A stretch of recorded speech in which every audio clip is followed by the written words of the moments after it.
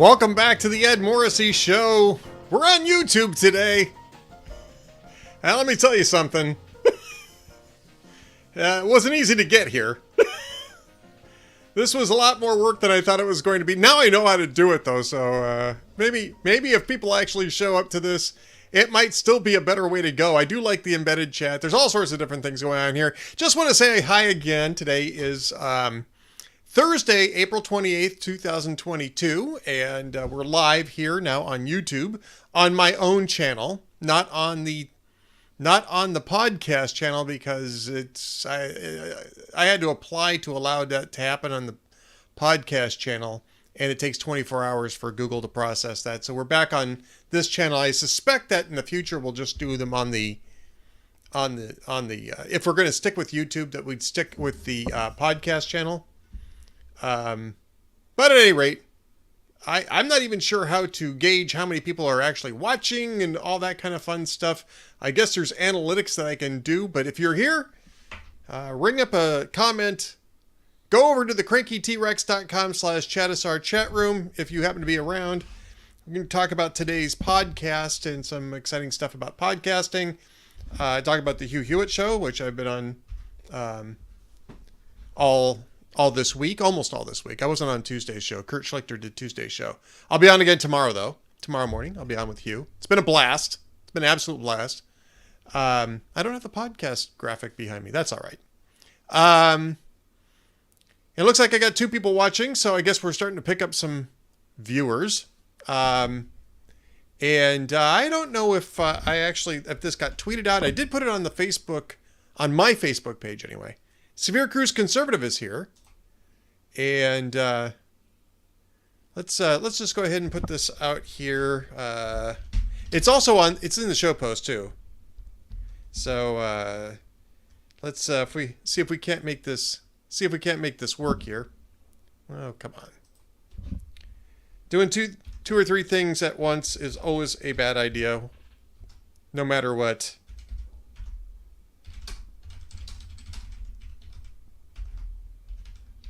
And let's see if I can make that do that. All right. So we'll tweet this out. I've got it on my on my Facebook account, my public Facebook page. Severe Cruise Conservative is in the house. Great to have you here. And looks like you can play this straight off of the off of Twitter too. So that's interesting to note. Look at that. By golly, you can. So this is actually, you could do Twitter. You could be doing Twitter while I do YouTube and do Twitter at the same time. I didn't know that. Now I know. All right, folks. Severe Cruise Conservative says, "Hey, thanks for not calling a lid today, Ed." Well, thanks for being here, Severe. And Severe's in both places. We'll see how many people show up on the YouTube thing. I mean, I'm not sure that if this is a fair test of it or not, because I didn't get this thing set up until like 2 minutes before I wanted to go on the air because I couldn't figure it out. It had been a long time since I'd done a YouTube Live. I think it's been like 4 or 5 years. So, been a long time anyway since I've done that. So I'd like to give it a better test. Maybe I'll do it again next week. Now that I know how to set this thing up and how to make sure that it's set up in advance, giving people a chance to know that it's happening, I might give this another try. Right now, it doesn't seem to be hitting too many people. Should be able to be played through the show post at hotear.com or on Twitter or on Facebook. Mike Morrissey, my cousin Mike is here. He's finally found it. And I should have plugged it with the Hugh Hewitt audience. I could have, actually, yes. It's not that I would have been reluctant to do so. It just didn't occur to me. And Hugh would have been very happy to help me promote it too. But Dwayne's coming back next week. I'll be on the after show on Wednesday evening, so I'll be able to plug it with some of the folks that would probably show up for it. Jeff Dunitz is over on the other side as well. Jeff Dunitz from lidblog.com. And in the crankytrex.com /Chatisar chat room. I do have for those of you who are watching through YouTube, I do have the link in the embedded chat. I do like that embedded chat feature over at YouTube. So that's actually a cool thing. Ed is no Trump on branding. No, it's true. It's true. For better or worse, it's absolutely true. Even though I'm all about shameless self-promotion. The show's on YouTube, Jeff. Let me see if I can populate it over into Cranky's chat room too. But it's I also have it in a tweet. You should be able to access it through the tweet I sent out, and I just sent you over the link in the chat room there. And I think a lot of people are just not finding it. We talked about this on Tuesday, that we were going to test this out. It's a good time to do it because I'm tired. I need a red beret, Severe. I need a red beret, not a red hat. Make hot air great. Yeah, I mean, you can watch it through the show post at Hot Air, because I did embed it there. I got that done right before I turned the thing on. Yeah, so... And I think you can do emoticons on this thing, too. So if you want to do a... Oh, you know, those are emojis. I take that back. I did get one like, which is good. One like is good. More likes would be better, but one like is good. And now I'm looking at the analytics thing, and yeah, that's... I guess it will do that as it's happening, which is interesting. So remember to guard your privacy and abide by our community guidelines, folks. Looks like we only got a couple people streaming this live at the same time, so Jeff may not have arrived. I think it's just Severe and Mike right now that are watching this. Yeah. So all right. So today's podcast.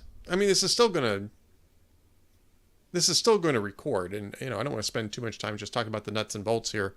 But today's podcast is fun. I got a chance to interview Chuck Yates from the pretty popular podcast, Chuck Yates Needs a Job. He's an oil and gas expert, and who is mostly just podcasting now. He'd like to get a job in the industry, but as he explains here, it's tricky to find work in this industry, and there are lots of reasons for that. Not all of them have to do with Joe Biden, but some of them do. And so, yep, we're up to 3. We're up to 3 whole people who have found this. We were actually doing better on Twitter. But again, I actually had it set up so that people knew it was coming up, too. I mean, I had it set up ahead of time. I didn't do that with YouTube. So, yeah, small, intimate group indeed, Severe. So Chuck Yates Needs a Job. That's a great conversation. I'm going to be on his podcast, and he's going to replay his segment on my podcast on his podcast. So that'll give it some chance. That'll give us a chance to sort of, do some cross promotion and that sort of thing. And he's here in Texas, so he's in the Houston area. So we're going to try to find some place where we can get together and do that. More people on Chuck Todd panel. Yeah, well, more diversity of opinion anyway, right? So right now we got Jeff and Severe and Mike. Actually, I'm not sure if Mike is still here because I still only see three people watching at the moment. But the second interview in today's podcast is Dustin Siggins, and Dustin's an old friend of mine, and he used to tease me a lot about wanting my job. He has his own business now, but we still tease each other about him wanting my job. So a good portion of our interview is devoted to that little topic. Yeah.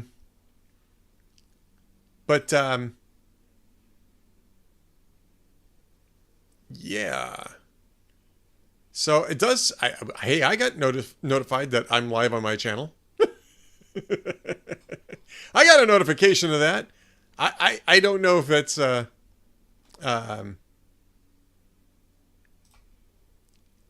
don't know if that's a universal thing. We're up to 5, and I don't know that mine's updating in real time yet. I think it's a little slow. I think the counter is a little slow, but 2 schmucks left. Have I ever been to the border? I actually have, but not here. I haven't been to the border since I moved down here, but I was at the border a few times when I was in California. It's not a great place to be in California, by the way. So, I mean, when I was, maybe Mike had a different experience growing up in Southern California, but, my friends used to like to talk about going down to Tijuana and oh gosh, what was the other town just below Tijuana? It was sort of a party town too. And go down there and party and do all sorts of different things. And I went once when I was about 11 years old, and I thought 10 or 11 years old, and I thought it was not at all pleasant. And Tijuana, I mean, I didn't get to, oh gosh, I can't think of the name of the other little town there. It was sort of a party town. It was on the beach. But borders are messy places. They're just messy places. And border towns are messy borders too. Tearcell 76 says, yo! So, yo, Tearcell 76, and thanks for joining us. Severe Conservative says, you and Camel, yeah. Ensenada. Yes, thanks, Mike. Ensenada is what I was thinking of. I mean, and then the name that was coming to mind was Escondido, which is in the United States. And I knew that wasn't right. Ensenada, yes. I've never been to Ensenada. I've been to Tijuana. I've been down in the border area a few times other than that. It's tough down there. It just wasn't one of the places that I thought was a great place to hang out. But a lot of my friends did. They would go into Tijuana and come back, or go into Ensenada and come back. Oh, that's Brad Fisher. Tearcell 76 is Brad Fisher. There you go. All right, Brad. Now we're getting some of the gang together here. Probably more accurate to say third world countries are messy places. Yeah, but it was messy on our side of the border too. Necessarily so, because of all the issues that we have on the border down there. No problem on the German-Swiss border. Yeah, I mean, there's no problem, for instance, on the, Texas-New Mexico border or the Texas-Oklahoma border either. So yeah, I mean, a lot of that has to do with third world. But it's also a matter of taste. Like I said, I had friends who used to love going down there to do stuff. Now, the stuff that they were doing was probably stuff that contributed to the general messiness of those places. Let's just say that. These were sort of the frat house years, although I didn't belong to a frat. But the years in which you would normally belong to a frat were sort of the years I'm talking about. And a few people a little longer than that. I just never had a desire to do it. So I may not be the best judge of that. But as such, I've never really had a big compulsion to go down and take a look at the border here either. Although I probably should go down there with Julio and, Guy and Katie were down there. I'm working last week and this week doing Hugh's show. So there's no way I can drive to the border and do that and still do stuff at Hot Air. I mean, so yeah. Jeff Dunnett's third world countries like New Jersey. Yeah, the Garden State's looking at you, Jeff.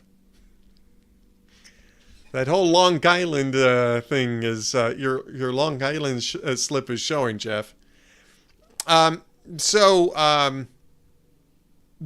the conversation I had with Dustin was about China and corporate America's China problem, that sort of thing. Well, we got y'all here. I mean, was this easier first off than Twitter, and is this easier to access than the Facebook side? It seems like we get more people on the Facebook side. How far to the border from you?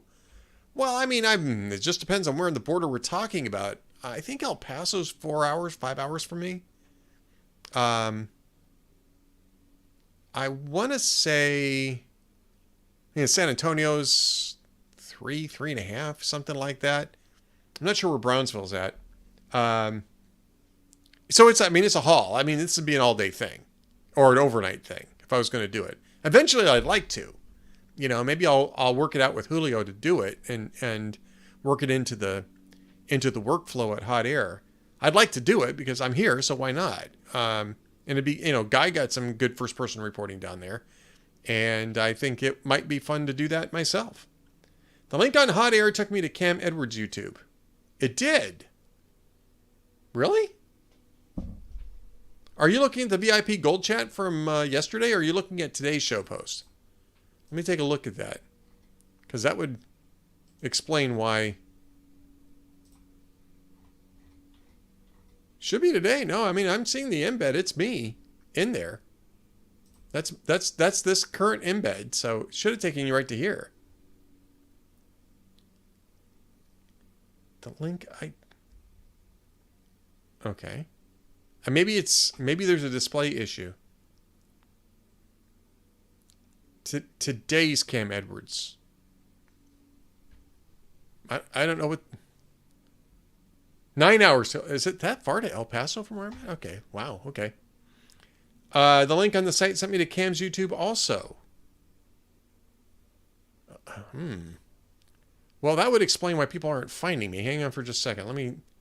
So when I pull the post up here, I'm looking at the embed that I've got in there.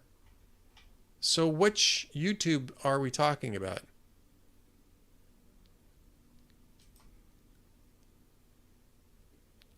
Oh, wow. Okay. Yeah, I'll have to fix that. That's the yeah, but are you guys seeing the embedded video in that post? I mean, I did embed that. I see the issue now with the. Yeah, I got to fix that. I'm not sure why that happened. I must have tweaked something in there. Thanks for pointing that out. That's not good. That's double plus on good. So that's supposed to be the link to the podcast YouTube channel where you can look at the previous podcast episodes. I'll fix that though, because I want it to go to my podcast page. And I think what happened, so I'll tell you what I think happened. Initially, they were putting all the podcasts on one page, on one account. That's me, that's Cam, and a couple other people. Then they split us up, and they kept that account for Cam. And I guess I never went back and edited that YouTube link. I'll fix that. That's easy to fix. But I mean, I just pulled the post itself up, and there should be not the page, right? Not the podcast page, but the show post that went up about 15 minutes before this stream started, and this video is embedded in that. That's what I was talking about. But I will fix that. You know where that's at too? Yeah, I know where that's at. That's in a script that I use to write those show posts up. So my bad on that one. But this is embedded in that post, so it should be running. You should be able to just turn it on and watch it at hot air. Clearly not working for everybody because we're still at 3 or 4 people here. So do you have any questions or concerns? Clearly it's not going to be a long show today because there's only a few of you. We'll do this again next week, though. Now that I've got this thing set up, we'll give this a better test on Tuesday's show. And our Tuesday's live chat. And by the way, I interviewed Rebecca Dow, who's running for governor of New Mexico. And that was an interesting interview. I caught her at a Senate hearing. She came out, a state legislative hearing. And we did about 25 minutes with Rebecca Dow. And that primary is coming up. New Mexico primary is coming up pretty quick. It's first week of June. I think she said it was 37 days from today. So, just to let you know, that's one to watch. Michelle Lujan Grisham is the current governor. It's been pretty reliably Democrat, both in state elections and statewide elections, and even state legislative elections. Democrats control the legislature there. But, with the way things are developing this year, who knows? New Mexico could be in play. Ed put a hot air post earlier in the day, perhaps to alert people to new location. Yeah, that's what I really should have done.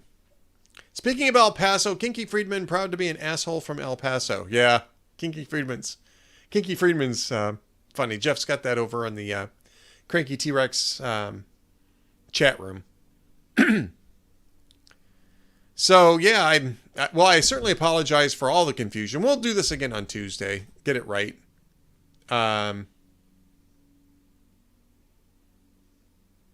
I guess today is draft day, too. So for those who are interested in the NFL draft, today's your day. Hugh Hewitt said he's going to stay up all night to do that and then do the show tomorrow morning. I might end up doing more of the show than I have been doing if Hugh's really staying up to do that. Kinky was big on the Imus show, as Jeff knows. Yep. All a pundit's post on Biden is great. Dude's word salad is epic with nervous laughter on top of it. Yeah. Yeah. I have another post. I don't have another post coming up today. I'm done. My last post was the Anthony Blinken one. And that was based on something that we discussed on the Hugh Hewitt show. I hadn't heard it until Hugh put it up there. Hugh Hewitt on draft snores. Yeah, I don't know. I'm just really not into the draft. I don't know enough about the draft population. Why do you use Kiev instead of Kyiv, which is Russian? Kiev is an insult to Ukrainians. I use Kyiv. I started using Kyiv, I think, in 2014. I don't know who Dino9725 is. You don't have to log in to comment in that thing, but it does help if I know who you are. But 9725 is the one asking that question. And I will be calling a lid after this. I will probably be calling a lid pretty quick, but that's actually a good question. We don't really have a style guide per se at Hot Air. We do have a sort of a style understanding on things like headlines, but and they did try to standardize the spelling of Zelensky's name. Is that Knox, who's 9725? It's possible. Severe says, I say Kharkov, you say Kharkiv. Jeff says, Kinky made me an honorary Texas Jew boy. But I think Pundit uses Kiev. I mean, that's just the old traditional spelling of that. I've been using Kyiv for quite a while. Hasn't really come up as a topic of conversation. But maybe it should. I don't know. Maybe it should. And the thing is that I think you see both in other media outlets as well. I don't know if there is AP has a style book. There's a number of style books that are out there, by the way. The Associated Press is probably the most widely used of those. There's a couple of others. I'm trying to think. There's one that in particular that we used to, let's call the whole war off. Yeah, that would be nice. There's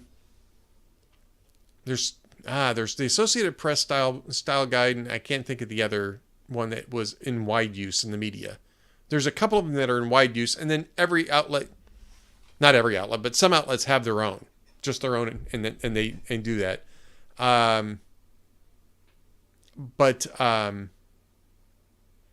Question: will this archive on YouTube? Yes. As soon as you see this with other live streams on YouTube. As soon as the live stream is over, it archives on the same URL. So, and it's also on my channel. Again, I think the next time we do this, I'll be able to access this on the and I might play with it this weekend too, just to be on the safe side. But it should be able to archive it on the podcast. Because I think that's where I want it to go. I have 1.4. I have 1,400 subscribers roughly on my own channel, but I want to grow the subscribers at the podcast, so it makes sense to do that. Not our best work, yeah. Well, again, we're this is what you do. You test things out. Just because I'm doing the Hugh Hewitt show, I just haven't had time to do a lot of other types of things. I'm also trying to write 5 posts a day when I'm doing the Hugh Hewitt show, and not easy. Thoughts on politics of Biden asking for $33 billion for Ukraine with strings attached? I'm not sure which strings you're talking about. Are you talking about the COVID funding? I think the $33 billion is a big ask. I mean, I think so far it's been, 1.6 billion? I mean, that's a lot. To give you an idea, that's about 5 times the amount of hardware we left behind in Afghanistan when we bugged out. So that's a big ask. That is a big ask. I'm not sure if it's going to. It's a big ass ask. There you go. I'm not sure that it's going to get to 33 billion. On the other hand, I'm not sure who's going to quibble about the money. Rand Paul will. Rand Paul will almost certainly quibble about the money. I'm not sure who else would. It's clearly they're making effective use of this. I don't know if you saw this. I mentioned it in one of my posts, but apparently the Russians still haven't established air superiority over most of Ukraine. I'm not even sure that they've got air superiority over Donbass. And so, I mean, that's really bad. I mean, if they can't establish air superiority with the lines of communication as short as they are into Ukraine, I mean, that is a major, major, major incompetency. Thoughts on getting the Gang of 8 immigration back together? You're an advocate of bipartisan junk, Ed. I'm an advocate of talking, right? And if a bipartisan bill makes sense, then I'll back it. The thing is that everybody knows what it will take to get a comprehensive immigration bill through Congress. You have to have border security with solid metrics for with phase-ins with solid metrics that enable the next phase-in order to build trust between the two parties that this is going to work the way it's supposed to work. The problem is that nobody really wants to cross their own voters in either party. So you can do gangs of 8, gangs of 12, gangs of 15, gangs of whatever. Gangs of New York. Which is actually, if you watch the movie, immigration is a big part of that. But if the voters are going to punish you for it, it's just not going to go anywhere. Even though there's really nothing new in any of these things.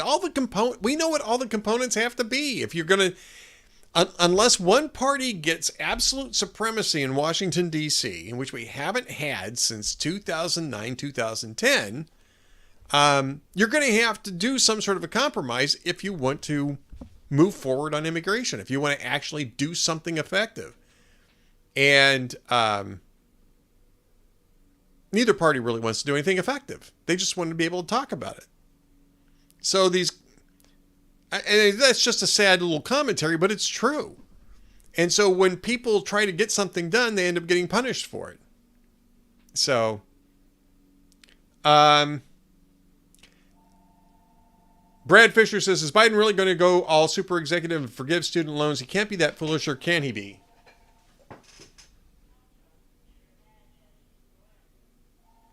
Yeah, that's not for me. I'm pretty sure that's not for me. I don't think he can. And I think based on remarks that I saw earlier today, he doesn't want to be. I don't think he is moving forward. And I think they were saying that he's not going to do the $50,000 thing. He's talking about nibbling on the edges for some people. Severe Cruz conservative. Why should the GOP give up anything to get Biden to enforce current immigration laws? Well, he's not going to, right? Unless you're willing to compromise. He's the guy in charge of the executive branch.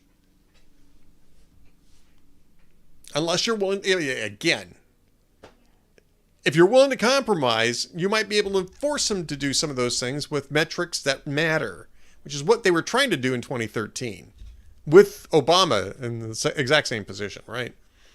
Now, you can argue whether the bill was effective at that or not. But, I mean, it's possible to write a bill that will do that. And, again, I'm just going to say this again. There aren't any surprises in this. Everybody understands what a compromise would have to entail. It's going to have to entail some form of forgiveness for, minors who were brought across the border, probably some sort of forgiveness for people who came across the border and lived here for several years. How many years is, up for debate, in exchange for building out the rest of the wall and fixing the visa problem, fixing the visa system. and limiting asylum and ending, catch and release. That's the deal's never going to get done. So I mean, it's almost worthless to sit here and debate about it because the deal's never going to get done. Neither party is willing to take that risk anymore. They just want to use it for fundraising. That's all it is. So anybody who's dumb enough to get into a gang of whatever and propose something are people who don't really have a whole lot of political ambition to do anything else other than what they're doing at the moment. So there you go. Severe conservative, why move forward? Just enforce current law. Well, unfortunately, at this point, you're going to have to elect somebody who's willing to do that. For the next 2 years, 2.5 years, you're stuck with the guy who's not doing it. If you can elect somebody in 2024 that's willing to enforce current law, then you will have solved that problem, and you will force the Democrats to start figuring out how, what concessions you're going to make. Elections have consequences. I don't know what to tell you. Right? Elections have consequences. Can't they get forgiveness if they go to a Catholic church? Yeah, not if you listen to Marjorie Taylor Greene. And nobody should be listening to Marjorie Taylor Greene. I yawn every time I hear about the border. Well, you have that luxury. A lot of people down here don't. All right. And then there was another question. Did I miss it? Rubio would have sold his if he had a fence. We were talking about student loans.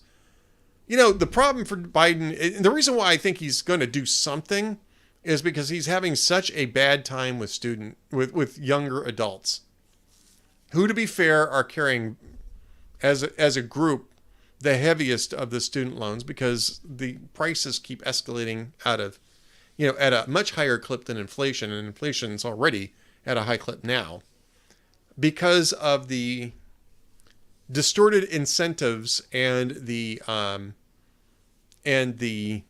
subsidized demand that these student loan programs create.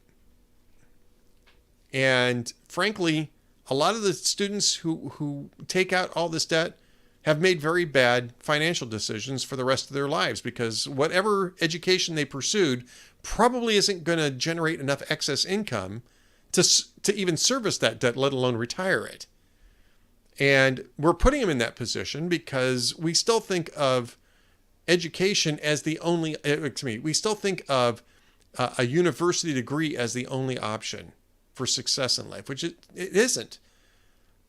And, more than a decade ago, Rick Santorum was talking about this. Rick Santorum is not the most charismatic guy, but he's a pretty smart guy. And he's the guy that really first brought that to the presidential level, at least in the Republican Party, was that the reliance on colleges and universities as the only option was making America less capable of being a manufacturing nation again, because we simply weren't creating the people who could do the manufacturing, who could build the infrastructure. And that was in 2011, and he was right. Is that you could do a lot better for a lot of these students who are racking up hundreds of thousands of dollars in student loan debt by simply directing them to vocational schools that give them more earning power than the professions that they are majoring in at these universities. I read a lot of the student debt is postgraduate, so the bailout is for law school, med school. Yeah, well, that's certainly true, but not all postgraduate is law school and med school either. There's a lot of postgraduate in other disciplines, some of which is just unnecessary. There's a lot of postgrad, for instance, in education. Some states require master's degrees for teachers. Some don't, but almost all of them require some sort of post-grad certifications, which are expensive and are eligible for student loan participation. And, we pay our teachers actually not a bad salary. I mean, I think it's, people, People will say it's never enough, and it probably isn't ever enough. But they don't make bad salaries. They make a decent salary, but not enough to retire the kind of debt it takes to get to the point where you can get a teaching certificate. Liberal arts, tons of postgrads in liberal arts, masters and doctorates in literature, and because those people want to become professors, right? Which is also a really difficult career path. There's a ton of competition for a not robust number of slots for full professorships. And you end up being doing a lot of adjunct work and getting piecework payments for it. You're never going to pay off the debt you incur to do that. You would have been better off learning how to become a plumber or an electrician. You had made would have been a lot less costly, and you would have made a hell of a lot more money at it. I mean, this is not data. This is just sort of a fun aside. I mean, one of the most popular movies in the last, 40 years was Moonstruck, right? And I was just watching a clip from this morning, right? And John Mahoney, who was a great actor, he's since passed away. He was on Frasier. He's done tons of different stuff.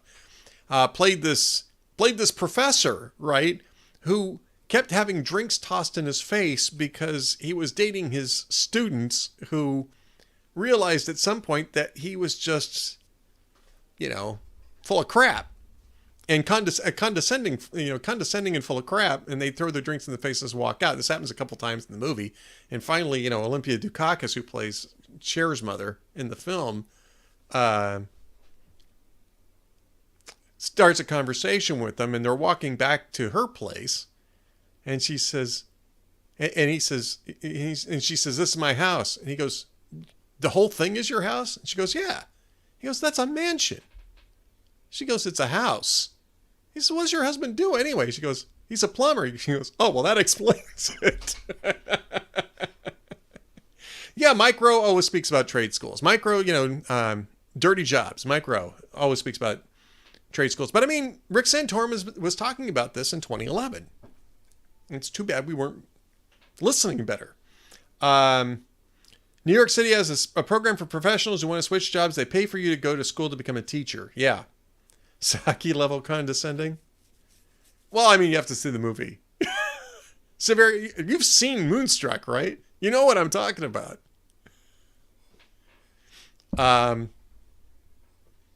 It's a really good scene. And Olympia Dukakis is really good in it as well. I just love John Mahoney. God rest his soul.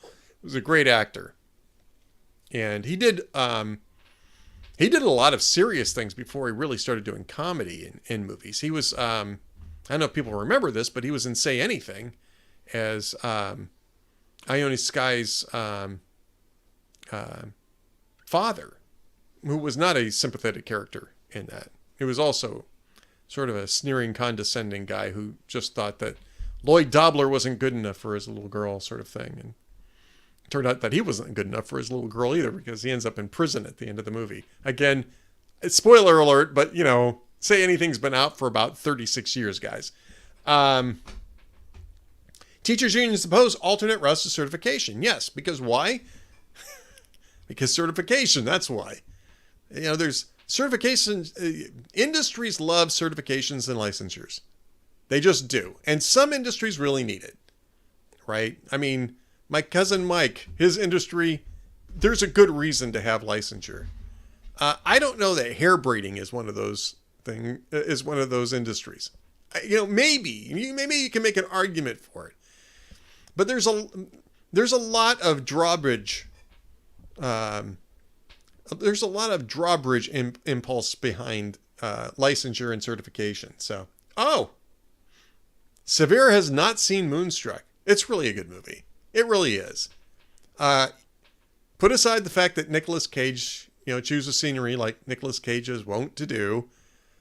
Cher, who is annoying in other contexts, is actually really good in this film. Oh gosh, you had, I can't remember the name of the guy who played the father, Danny Aiello. One of the rare moments where Danny Aiello kind of really plays a schlemiel. There are a lot of really good character actors. You'll recognize them from other things. It's a sweet movie, and it was written by John Patrick Shanley, who has this track record of writing really kind of sweet philosophical movies. Mostly sweet philosophical movies. Not all of them are sweet. Mike Morrissey, snap out of it. So that's a great scene too. He wrote Joe versus the Volcano, which I absolutely adore. It's certainly not, Tom Hanks's greatest movie. It's not. What's her name? When Harry Met Sally. She was America's sweetheart. I can't think of her name now. It's terrible. It's escaping me. Denny Aiello was the fiance, but I mean, Joe versus the Volcano. John Patrick Shanley also wrote Doubt, which is a drama, which is a very good drama.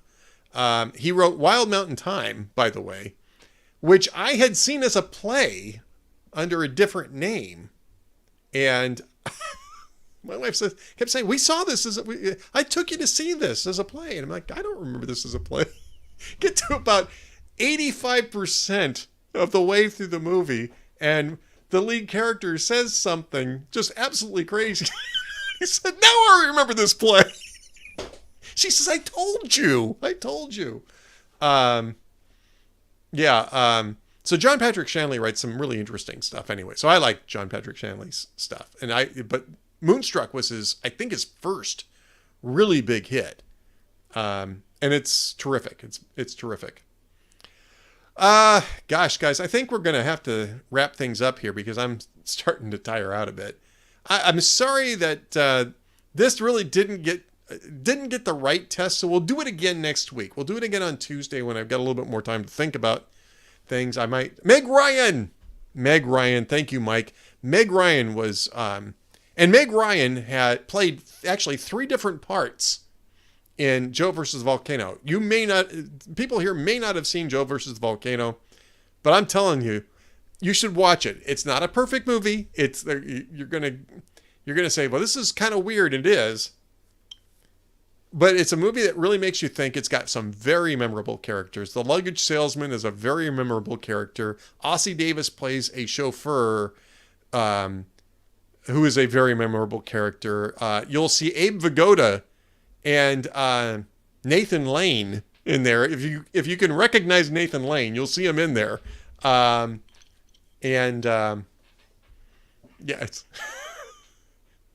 It's that one will stick with you. That one will definitely stick with you. Joe versus the Volcano. And y'all can complain to me later. Also not for me. All right, guys. We'll get it going as Brad Fisher says, but we'll try it again on Tuesday when I get a chance to really do this. I'm going to try to do it on the podcast channel rather than this channel. I will also fix the text codes and stuff like that to make sure that we're clicking on the right channel. That's a problem. It should have been embedded. My bad. Let's go ahead and play a little walking music. I just want to thank everybody for being here. We don't need to necessarily do a huge rundown on here. Besides Blazing Saddles, what is a perfect movie? I actually have an answer for this, Jeff. Besides Blazing Saddles, the one of the most perfect movies I ever watched was Ruthless People. Danny DeVito, Bette Midler, Judge Reinhold, Helen Slater. Fantastic movie. It's well written, well thought out, and it really doesn't leave any loose ends. There's really no loose ends or big plot holes in this thing, and it's hilarious. One end to the other. And when it came out, there was a bumper sticker that was floating around based on the movie. It said, "I heart wrong numbers." You have to watch the film to realize what that meant in the film. But Danny DeVito's brilliant in it. Bette Midler's really good. Helen Slater, Judge Reinhold is hilarious. Airplane is good, but I mean, Airplane was like a gag reel, right? It's a really good movie. I mean, it holds up really well. It's a satire. Ruthless People actually is its own sort of thing. It's not a satire of things. And it's well written, well constructed. So, yep. All right, folks. I'm going to be back on the Hugh Hewitt Show tomorrow morning at 6 a.m. Eastern Time. I'm going to go take a nap right now. But I'll be back on the air at 6 a.m. Eastern Time. My last day on the Hugh Cruise for co-hosting with Hugh, which is a huge honor for me. I love sitting in with Hugh, and I'm hoping that he's enjoying sitting in with me. So be sure to tune that in. Next week, we're sort of back to a normal schedule, so you'll get me on the after show. Dwayne will be around for podcasts. Obviously, wasn't around this week or last week for that. But we made it work anyway. See how well this is? We can be flexible. All right, folks. Have yourselves a great weekend. Until next Tuesday, be sure to check out my podcast. Check out Chuck Yates Needs a Job, too, because he's going to be replaying our interview on his Wednesday podcast. And until then, have yourselves a great weekend, a great week, and don't miss a minute of the Ed Morrissey Show. We'll see you later, folks.